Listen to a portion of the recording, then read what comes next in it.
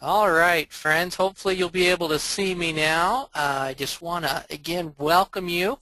This is the topic we're going to look at today is the nuts and bolts of your needs. Now, we already had a little introduction to this a few weeks ago.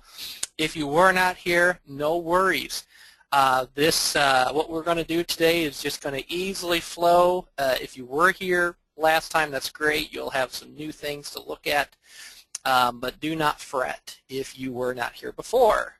So the goal is basically to talk about some of the essentials that pastors, leaders, that we need to be effective in our ministry. And my goal here is to have a non-shaming discussion. One of the wonderful things about the life model is it's an idealized model which says let's look at things not the way that they are, but the way that they could be. And so for me, I frequently feel like I'm a work in progress, but I don't see that as a bad thing. All right, and so what we want to talk about, frankly, here is just looking at, okay, what are some of those fundamental needs that we have, and what do we need to be effective and successful in our ministries and keeping our joy levels high. So this is going to be a fun discussion here. One of the points that's worth making, as I hear this from pastors all over the world, frequently interact with pastors, and the common ingredient that I hear from pastors is, I am giving, I am doing, I am serving, I'm doing so much, I'm overwhelmed, but what's missing is the ingredient that we are not receiving nearly enough. And so what will happen ultimately when we are not receiving enough and we're overworking is a burnout. And burnout is tragic on so many levels because ultimately our family pays the price when there's burnout. And so I'm highly invested in working with leaders so that you do have a legacy that lines up with your values. And for me, with a young family, 2 children, 3 years old, 1 year old, this is a very important topic for me because ultimately we want to keep those joy levels higher than our stress, our distress, our problems, and so forth. And if you've been in leadership for any length of time, you have discovered there's no shortage of problems. And when you resolve 1, 2, 3, 5, 10 problems, guess what? There's more on the way. So one of the solutions we're going to look at today is not just the avoidance of problems, but how to effectively lead our ministries, navigate problems, and keep those joy levels high. That is what we want. So frequently pastors also say, I feel like I'm racing against the clock. This is a common theme. I feel like there's just not enough time. Not enough hours in the day, and there's too much to do. I'm overwhelmed, I'm overworked, I don't have the resources to do what I feel like I need to do. Whether those resources are financial resources for your church or your ministry, whether those resources involves your energy, your health, your attention, whatever it is, we feel like there's just not enough there. And the expectations are too high. There's too many expectations from my colleagues, my staff, my elders, my congregation. There's just too many expectations. And frequently I hear from shepherds, they do not feel like they're doing the things that they envisioned they would be doing when they were called into ministry. They feel like they're getting bogged down with details, and they're just not satisfied with that. They know that there is more, I just don't know how to get from point A to point B. So we want to look at that today as well. And so the result of these things basically means I'm stressed.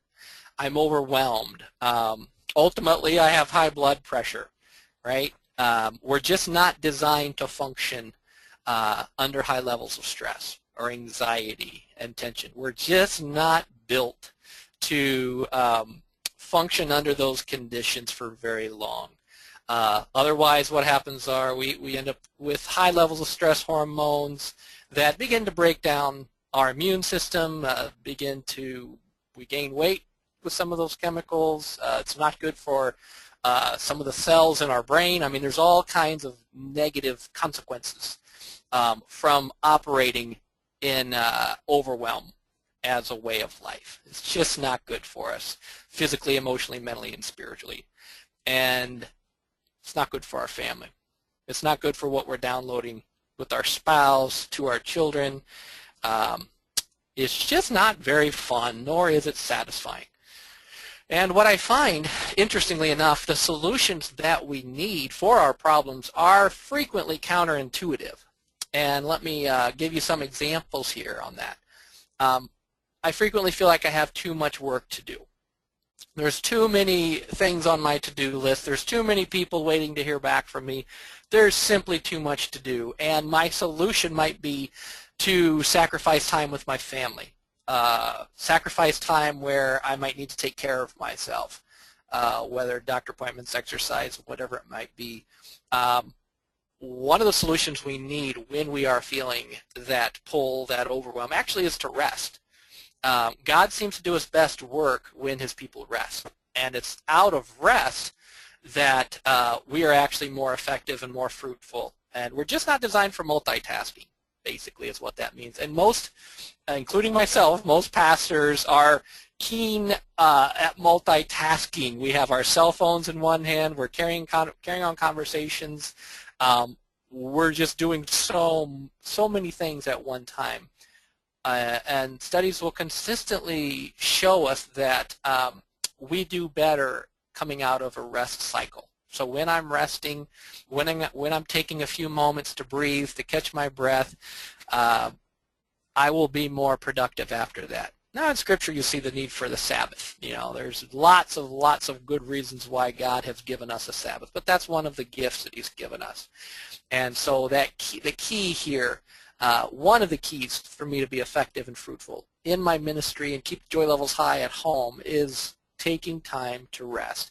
But it's counterintuitive because when I look at my to-do list, I feel like I have to get all of these things done right now. Also feeling overwhelmed. When I'm feeling overwhelmed, again, I want to work harder and harder and harder to get my head above water.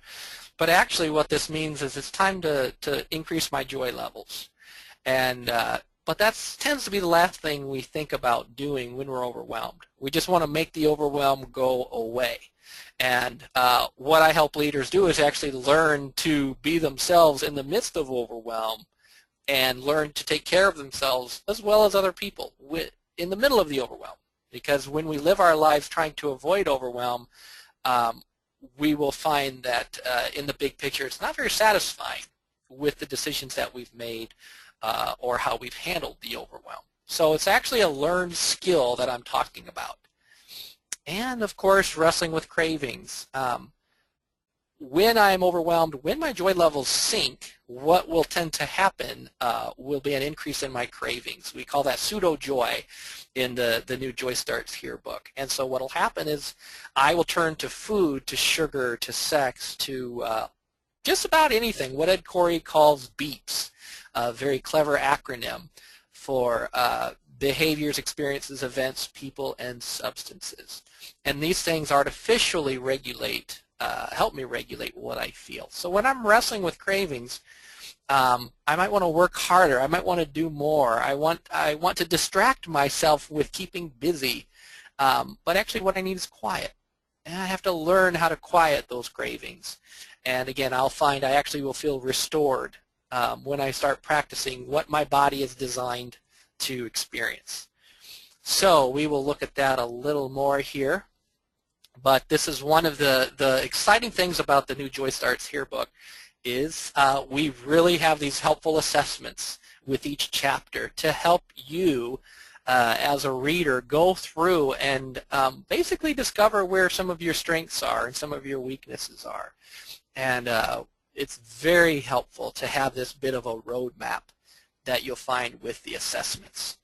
And so we're even going to look at a few of those assessments today, which is just kind of a little taste out of from the material that I hope you, if you haven't already picked up, I'd encourage you to take a look at that resource. So say I want to look at my joy levels here for a moment. One of the questions I would find in these assessments is how joyful am I?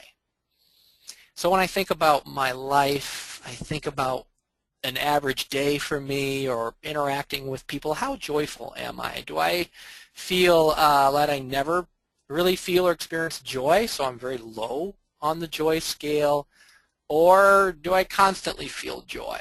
And again, joy is when we're glad to be together. It's a relational experience. I'm glad to be with you because you're you. So how joyful of a person am I? And then I would pick a number, right? It's going to help me determine where I'm weak and where I'm strong. So we would look at our joy levels by asking some of those kinds of questions. And then we would take a look at pseudo-joy, which is artificial joy. So it's things that I turn to artificially replace joy. So when my joy levels drop, what you'll find, the artificial joy, the pseudo-joy, will start to rise. And so that one question we would look at includes, I try to keep my mistakes a secret. So do I have no secrets? I'm very transparent with some of my mistakes, or do I frequently always feel like I try to keep my mistakes a secret? And as leaders, we're in this kind of a unique situation where if you've been a leader, a pastor for any length of time, you've probably had experiences where your congregation did not necessarily give you permission to have weaknesses or make mistakes. And so if you made a mistake, you might have people who pounce on your mistakes. And when people pounce on our weaknesses or moments of vulnerability or mistakes that we've made, we learn pretty quickly not to touch that hot stove again. And we want to hide those aspects of our character or our identity. So how well do I do on dealing with my mistakes? And then the next category we would look at would be a readiness for transformation. So okay, let's look at my environment. Let's look at how ready I am for some personal transformation to my growth, my character, my identity. And again, a similar question would be, I am not afraid to make mistakes. So it's okay if I make mistakes. Actually, if making a mistake becomes a learning opportunity for me. So I would have no fear at all. I feel like I'm pretty strong in this area. Or on the other side, I'm worried about making mistakes. It doesn't feel safe. So this kind of helps us to evaluate the atmosphere that I work in. You know, a plant needs good soil to grow. And so what is the quality of that soil that I am growing in? And does not matter how long I've been a leader, pastor, 5 years or 40 years. Ultimately, that environment is key to the success of my ministry and really to the joy levels in my life and my staff, with my elders, with my family. So then we can look at pseudo-maturity, which again, I may look mature on the outside, but on the inside I'm running on fumes, I'm exhausted, I live my life making decisions out of fear, trying to avoid certain situations, certain people, certain feelings, certain emotions. So one of the questions for pseudo-maturity would be, I am often tired, but force myself to keep going.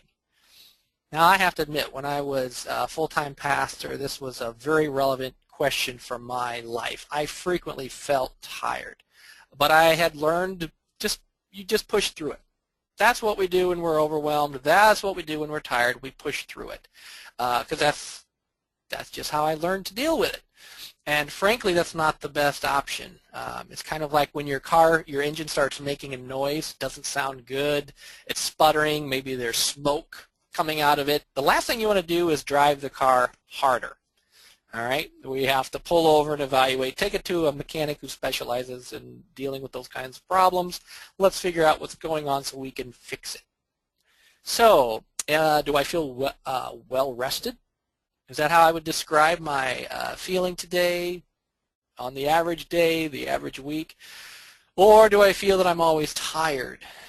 And so we would want to give that a good look to figure out, okay, what can I relate with here on these scales. So this is a taste. This is a taste to really help us look at some of these foundational issues, foundational needs in our life, in our ministry. And I highly recommend it. If you're not a pastor, get this in your pastor's hands. It can preserve their ministry.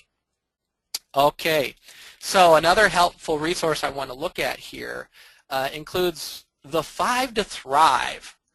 And the thing I like about the 5 to Thrive, this is what the life model unpacks. It's also what we've based a lot of the Thrive training on. We can look at our life with this lens of how am I doing with each one of these ingredients? They build on each other. So belonging, for example, what's the environment in my life in terms of my joy levels? What does it look like? Do I have people who feed me, who bless me, who encourage me, who pray for me, who are glad to be with me? Or is my place of belonging a pretty painful place and there's just not a lot of joy? Right? So I would evaluate how well I have this first ingredient. And one of the things that comes out of belonging is the exchange of life, the exchange of the good things that God has given us. We call that receiving and giving. And so how well I give ultimately comes down to how well I've received. So do I have joy? Do I have people who are glad to be with me, that I can be glad to be with them? We can grow joy when things go wrong. Are we returning to joy? We would look at that under the recovering ingredient. How well do we recover? Or do we just white knuckle it when things go wrong and, again, push through it? And the fun thing about these ingredients, when they're there, I start maturing. I start growing, which means my inside is matching my outside. All right, I don't have to put on a facade. I don't have to wear a mask, but I can mature. I can grow. I can reach my God-given potential. And ultimately, I want to live from the heart that Jesus gave me. And again, this sounds so easy. You know, when we're thinking about this, it's like, well, how hard can that be? But when our place of belonging is very painful, everything else will suffer. Or when I'm not receiving but I'm giving, that's going to set me up for some pseudo-maturity. When we don't recover, when things go wrong, those splinters will impact what I have to offer on a daily basis. And if you'll notice, what I'm talking about here is a lot different than just giving you a bunch of good information for you to think about and teach other people. What I'm actually talking about here are fundamental ingredients that every human being needs, particularly those in positions of leadership or authority, because there's a lot of weight that's on your shoulders. And one thing I've learned with my time spent in winters in Illinois and Michigan is when you're out walking on ice, you don't want it to be too thin. You want to make sure that there's a foundation that you can stand on. And so we're talking about building a foundation for you in your ministry that you can stand on, that there can be some weight placed on you, some strain, and yet you still hold up. You still remember who you are without losing it and getting yourself in some sort of trouble. So that is a lot of information coming at you at one time, but what I want to do is get to this time here that we can actually start talking about some of these things and start applying this to our lives. So let's start with this first question here for us to think about. All right, is it acceptable for leaders, for pastors, for you to have weaknesses? All right. Is that acceptable in your ministry? Are you allowed to have some weaknesses, or do you feel like you kind of have to keep it together? You have to look like you're stronger than you really are. This is a crucial question right here, because everything else kind of comes out of this, because the mere act of trying to pretend that I'm stronger than I really am is actually draining me. It takes a lot of my personal resources to pretend to be strong, stronger than I really am. And so, as we know as Christians, God can actually work with our weaknesses. The only thing that makes the whole process difficult is when God and I do not agree on what is a weakness. So this is a great place to begin. Hi, Philip. I see you right there. You have some thoughts for us? Well, yeah, in my case, I was on the mission field for about 10 years in Latin America. And Wow. I definitely think that it's not as appropriate for the leader to be weak. And I tried to model that, Yeah. but I actually felt more so with national leadership above me that that wasn't always safe. Wasn't always safe. Yeah. Yeah. Yeah. And there's consequences to that, aren't there? When we aren't allowed to have some weaknesses as a leader, as a missionary, as a pastor. Yep. Yeah. All right. Well, Philip, stay with us here. I want to invite anyone else to just jump on in here. This is the fun part of the Joy Streams where we get to interact together. What thoughts come to your minds as we start thinking about is it acceptable for me to have a weakness? All right, we've got Carol. Carol, I'm going to unmute you, but do you have a webcam? Hello, Carol? Are you there, Carol? Not hearing anything. She's got her hand up. Okay. I say, just for technical purposes, Philip had sent me a message earlier saying he had a webcam, so I was able to make him a panelist, which allowed him to be able to turn on his webcam, and he can turn it on and off freely as he wants to engage with you, just so he knows that. Lisa, she's got her hand up. Lisa, are you there?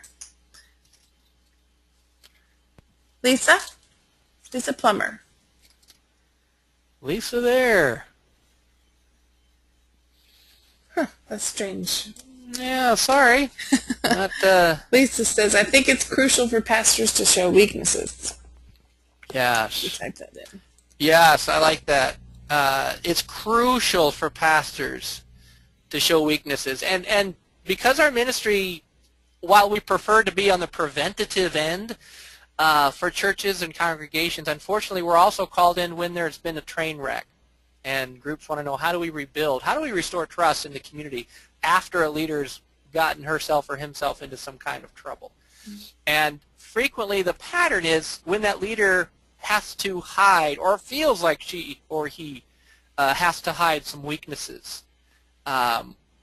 It's usually a sign of some kind of trouble for that leader's growth and ministry. So Lisa's right on. We do want to have, it is crucial for us as pastors to be able to share our weaknesses and have that kind of an environment where it's okay to be weak because we can grow. She responds with a couple things that she agrees that when we are weak, he is strong. And the congregation can relate to a person who shares vulnerabilities, but not nonstop.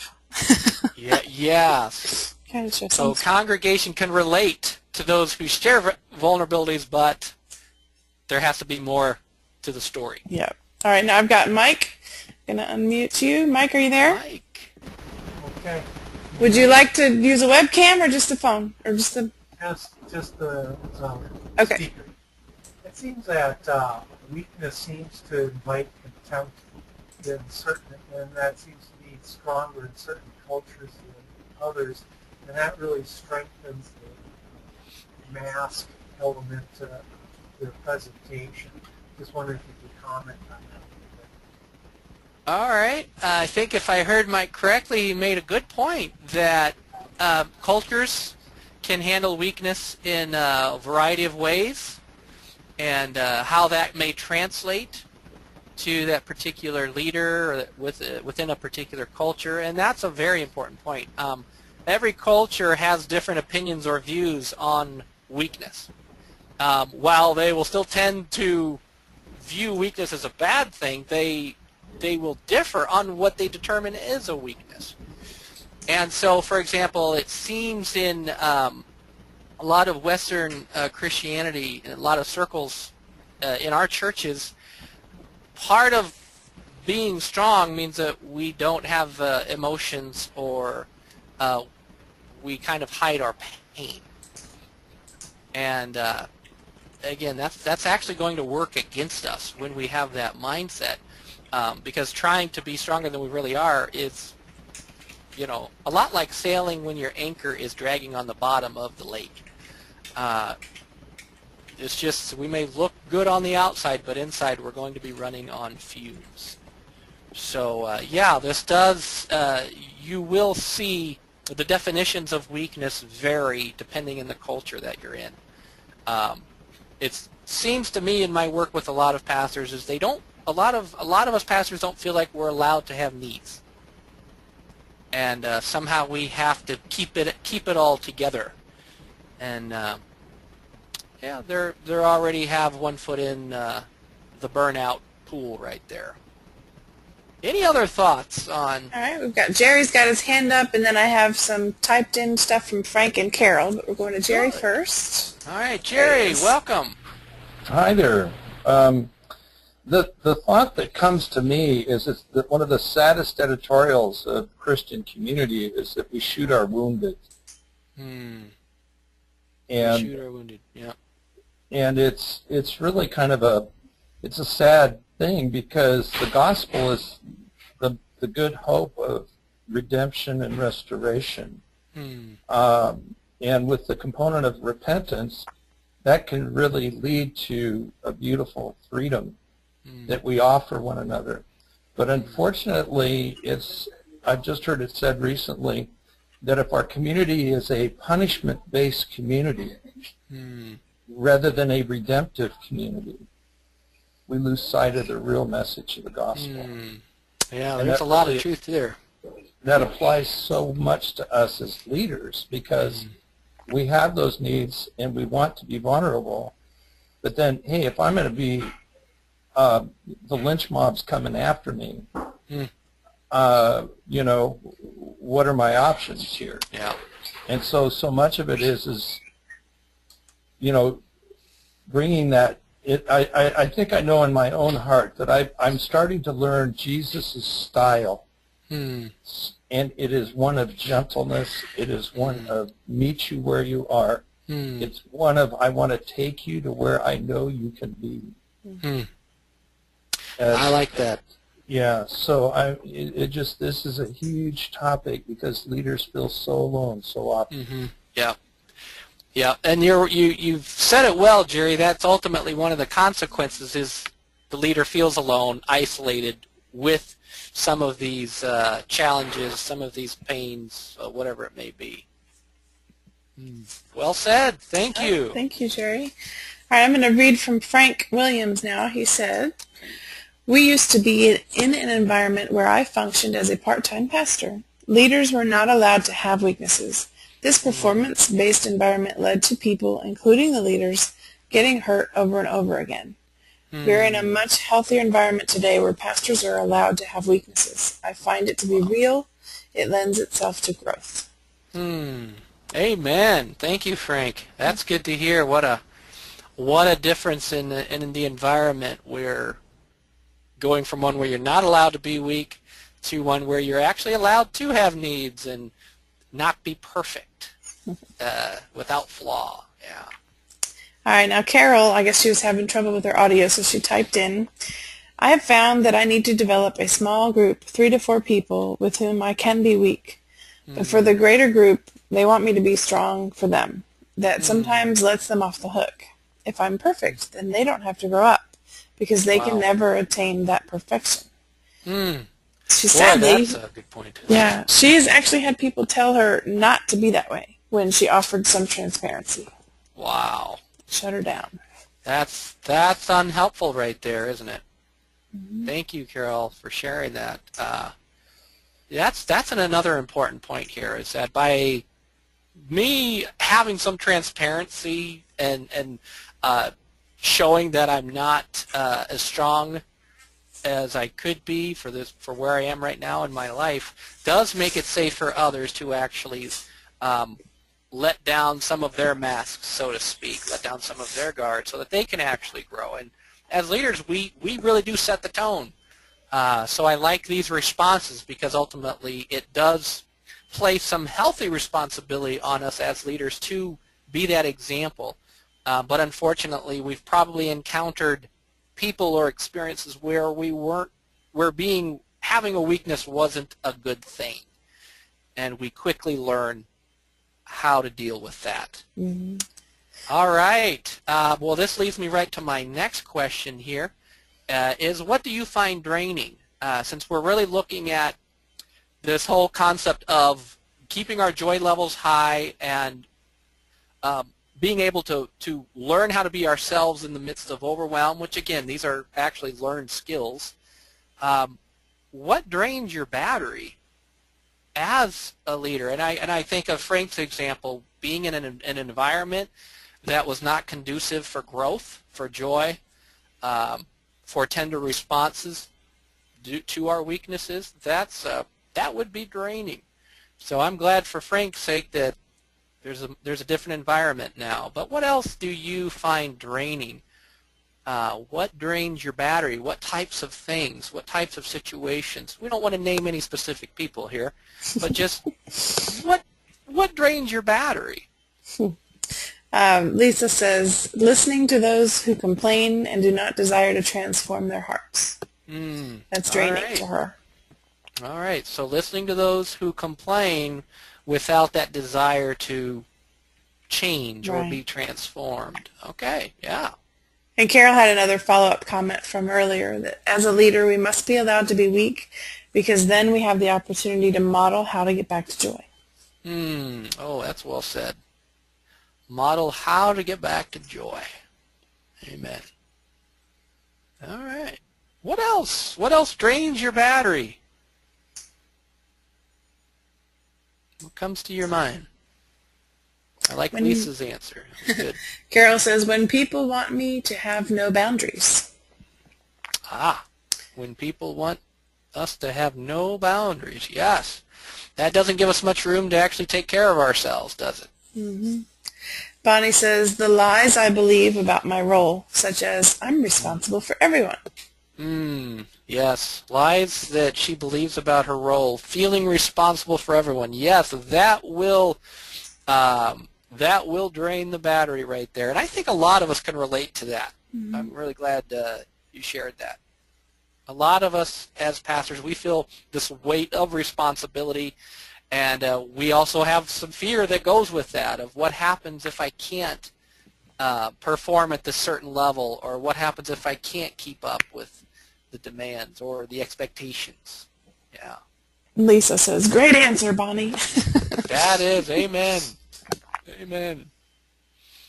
Any other thoughts before we move on? These are good answers. These are right on the mark here. And Brian says, a lack of significant sleep each night and good exercise drains me. Good point. A lack of significant sleep and exercise, yeah. All right, Ruth says, inadequate resources when faced with major decisions or responsibilities. Inadequate resources. Yeah, that's a pretty difficult situation right there when I don't have those the necessary resources to put out the fires or deal with the problems. And another from Lisa, strife in primary relationships. Strife in primary relationships. Definitely draining. That will do it. Thank you. Yeah. Anything else? We're getting some good responses here. What else do you find draining? What drains your battery? Philip says, I think not being aware of what my needs are in a healthy way. Not being aware of the needs. Yep. Yep. That will do it. Thank you, Philip. And I want all of you to know, one of the reasons I'm asking this question is basically we want to identify the icebergs in the water before we run into them, and that's one of the aspects of the life model I also really like. Is we are a solution-based ministry, and so to have these solutions, we also want to look at the problems and the things that do rob us of joy, rob us of life. And so, yeah, that's why I'm putting this out there today. Another from Carol. When the church, the job, becomes the other woman. Oh, yeah.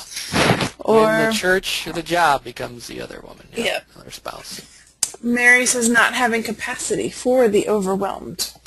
Mm-hmm. Not having capacity for the overwhelmed. Yes. Yes. So very true. Yeah. Frank's wife Janice says that people that have large needs are selfish, and they really don't care how much they drain you to get what they want. So people who seem to be very selfish and they don't care about the cost maybe it's taking on you. They just want to be fed. Mm-hmm. Yeah. Very good responses. I want to put out another one here since we've talked about draining the battery. Let's talk about recharging the battery. So what do you find that's refreshing and restorative? So what actually restores you when you are feeling fried and crispy? What helps? And I want to remind people that I've already unmuted. You have the power to unmute yourself and just pop out your answer if you want. Don't be shy. Yep. We want to hear from you. But Jerry did say, and typed it in, boundaries. Boundaries, yes. So some safety there. You're self-muted, Jerry, by the way. So boundaries give us safety, allow us to take care of ourselves or our family. Yes, because keep in mind in all of this discussion, it's not an option to sacrifice the needs of our families. It's just not an option. That's a non-negotiable. So we're talking about, what keeps me going and keeps my joy levels high, so that I don't ultimately sacrifice the needs of my family. Mm-hmm. That's what we want to avoid. Carol sounds like something this is one of my refreshing restorative things. Nature and music. Nature and music. I like that. I think that gives us that rest we're looking for. Yes. Yes, it does. Yes, it does. Very good appreciation right there. All right. What else comes to everyone's minds? Let's identify just some of these core ingredients. What do you need to feel refreshed?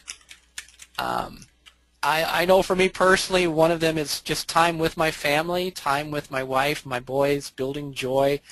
I can just take a few minutes and build joy with my sons, and they light up, and I light up. And after these interactions with my wife, I do find that I'm a little more alive than I might have been feeling going into the interaction. Mm-hmm. So, very life-giving there. Janice says being around people that are joyful, music helps. She likes to sit out on the porch and take in the creation. Mary says laughter with my relatives. Good. Yeah, laughter releases all kinds of good chemicals that does restore and makes us feel better. Yeah, I like that. Laughter with loved ones, sitting on the porch, interacting, enjoying God's creation. Music, very soothing. Yeah. Okay, very restorative. What else? Philip says when he's able to experience the presence of the Lord, understanding and meditating on his goodness, love, and acceptance of me. Thank you, Philip. Yeah, well, we'd call those some good Emmanuel moments, being able to interact a little bit with God and be reminded how he sees us, what's on his mind for us. Yeah, those are all good things right there. Okay. Any other thoughts before we move on? We've got some good ones here. Ruth says quiet. Quiet.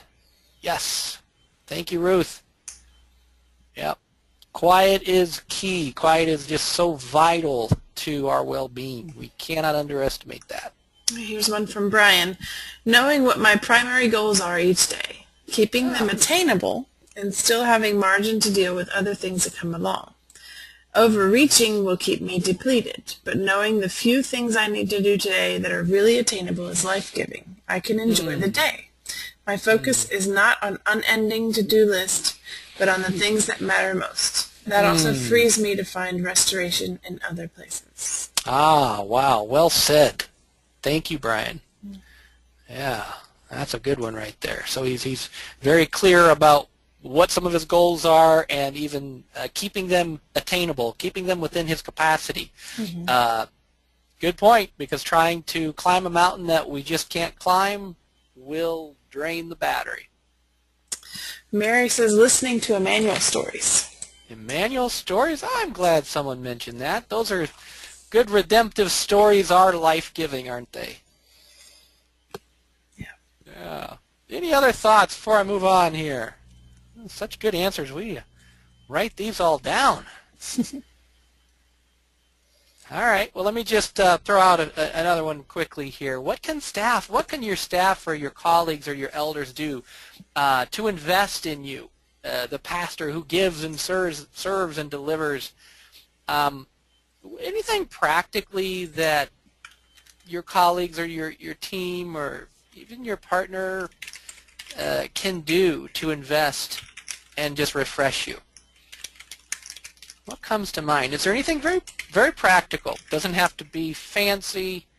What kinds of things can we do to invest in our pastors? Any thoughts come to mind there? Frank says sharing appreciation. Ah, yes. Thank you, Frank. Appreciation. That is one of the easiest things that we can do to refresh and bless our pastors. Yes, just tell your pastor things that you appreciate, qualities that you appreciate. Yes, very good. What else?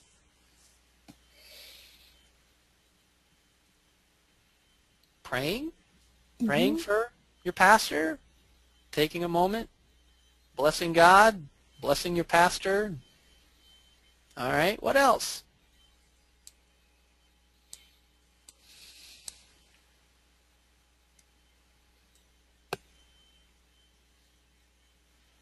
Any thoughts come to mind? Maybe I stumped you with this one. I'm doubtful about that. These are all the pastors, so they're being shy about what they want people to do. That's right. All right, Ruth says, sharing personal growth and lessons learned. Personal growth and lessons learned. Yes. And Carol, I like to talk behind his back by talking about his good qualities. That probably gets back to him. Yes. Yes. Good. Philip says simply calling and asking them how they're doing, following up on things they have shared. Yes. Yeah. And I like that, Philip. And that reminds me of another one, is that most of us as pastors we're overwhelmed. So as a staff or an elder, very simply just asking a pastor, what can we do for you? What do you need? How can we bless you? You know what? That can go a long way, because there might be something that she or he is thinking about that needs to be done, and they don't have the time to do it. So having someone just say, hey, what can I do? What can I do to help you, to bless you, to refresh you? Just giving the opportunity. Yeah, I've got a couple. John Redmond, I guess, is with Bonnie. He says, stand guard over them. Yeah. Ooh, that's good. Stand guard. Mary says, building core group to minister to the borderline personalities. Well, there's somebody with some experience right there. Build a core group to minister to the borderline personalities. Yes. In other words, you're providing resources for the pastor to tackle some of the more complex dynamics that you're going to have in others. Yeah. Janice says, recognizing overwhelm and offering relief, help, and prayer. I like that. Recognizing overwhelm. Now, there's someone with some experience as well, and Janice has had some experience with Thrive, so it blesses me to hear that, because Recognizing overwhelm cues. When we don't pick up overwhelm cues, which again is a learned skill, we'll run over people's capacity. And for a pastor, let me tell you how refreshing it is for us when people recognize, wow, you look really overwhelmed. What do you need right now? Do you need some space? Can I go grab you a coffee? What do you need right now? Recognizing those overwhelms without just pushing through because I have an agenda or a need or a problem that I just want you right now. Wow. Well said. Thank you, Janice. And Carol says, something that blessed us when David was pastor was to volunteer to take the kids on a regular basis to give us some couple time. Oh, yes. Couple time. And you know what? That's a blessing right there. Thank you, Carol. Couple time. Just offering to help with watch the children so there can be some valuable couple time.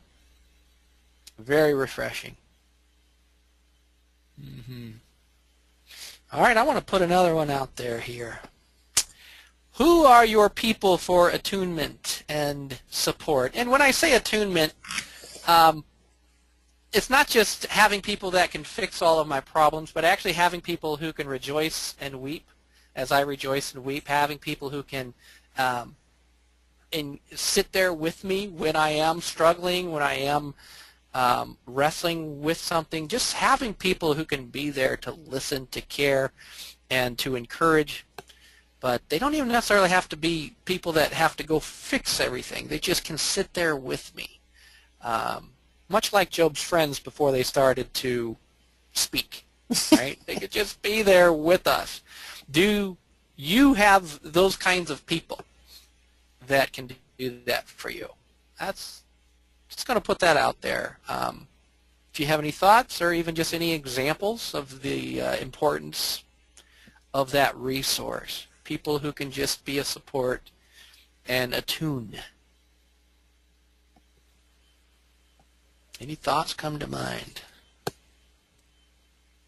Or maybe it's a person in the past that's been there for you when you needed them. I know some pastors, a good number of pastors, frequently will, on the one hand, they view their elder boards as resources for them, but on the other hand, they also, there are certain things they are intimidated to share with the elder boards because they don't want to get in trouble. So there's a little bit of a dilemma for some pastors. And again, the goal is to have that kind of an atmosphere where we can share our weaknesses and expect tender responses to our weaknesses. So do you have people? Who would those people be? Are those people in the church, outside of the church, family members, non-family members, friends, colleagues? Frank has typed in, Jan and I do this for each other. We are engaged in a TPM class, and our TPM ministers are close friends and mentors.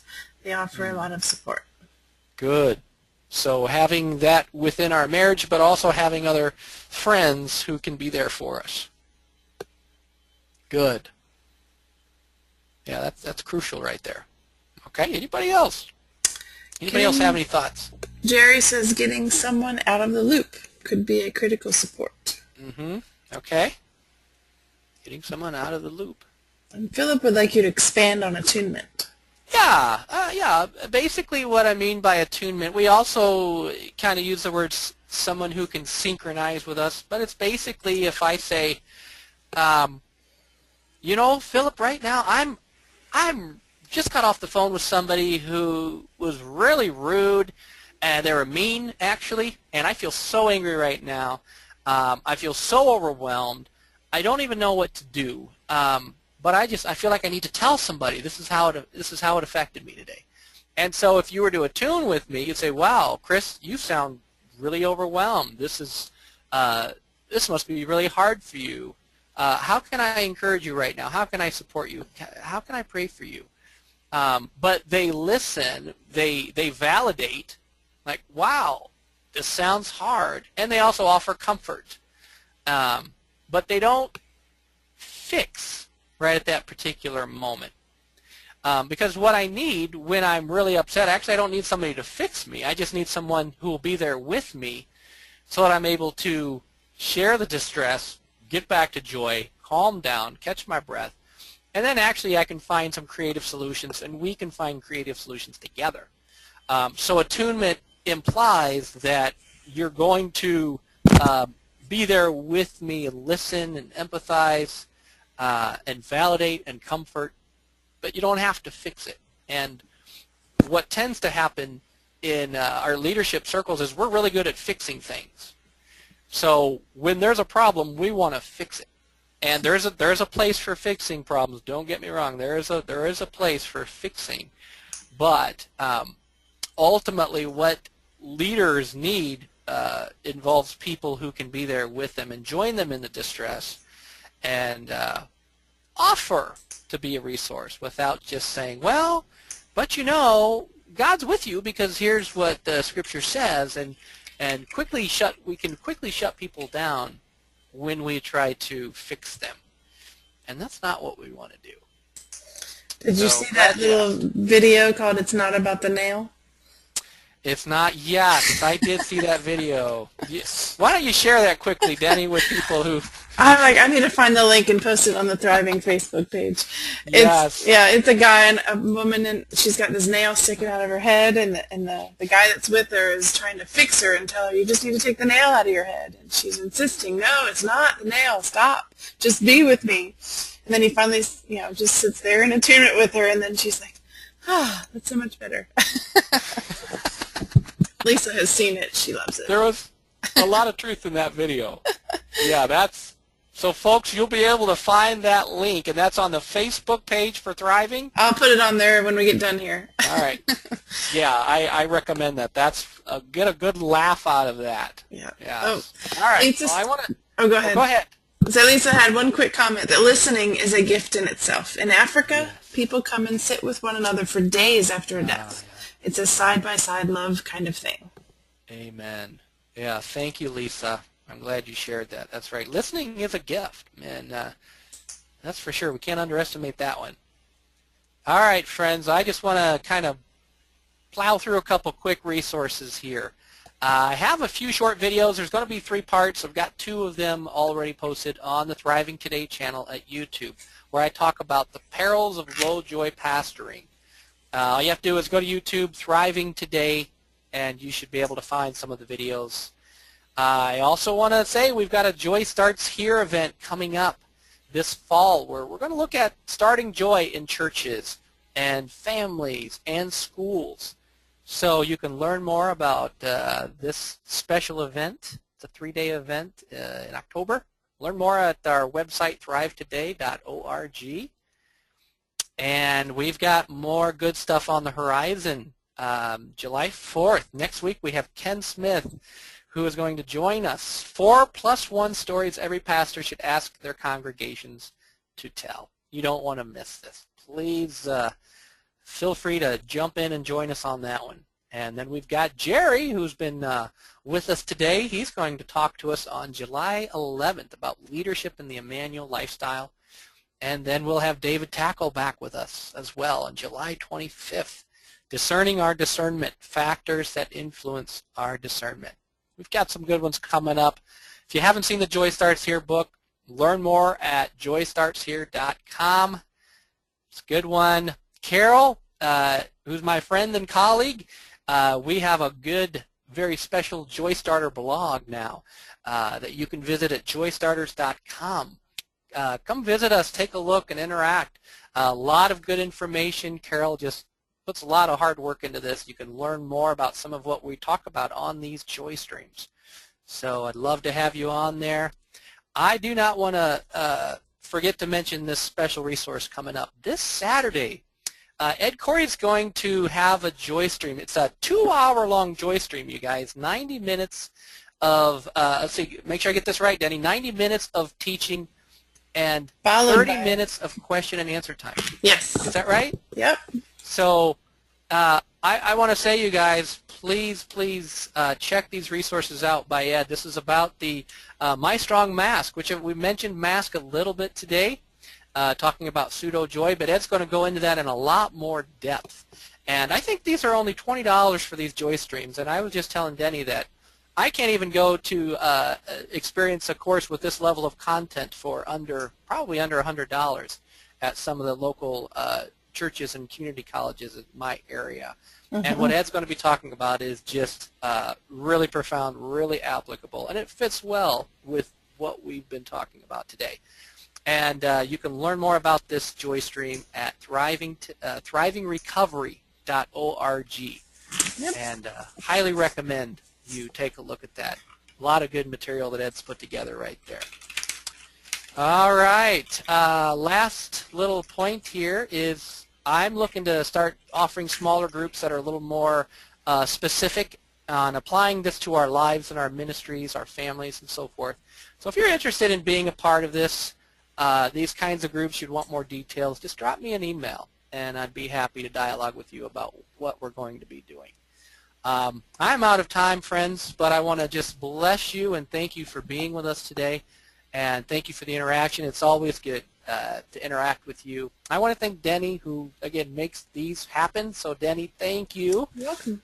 For your hard work, and may the Lord bless you all today as you go out and try to keep those joy levels high, rest, take care of yourselves, and work on those tender responses for weaknesses. So thank you for being here.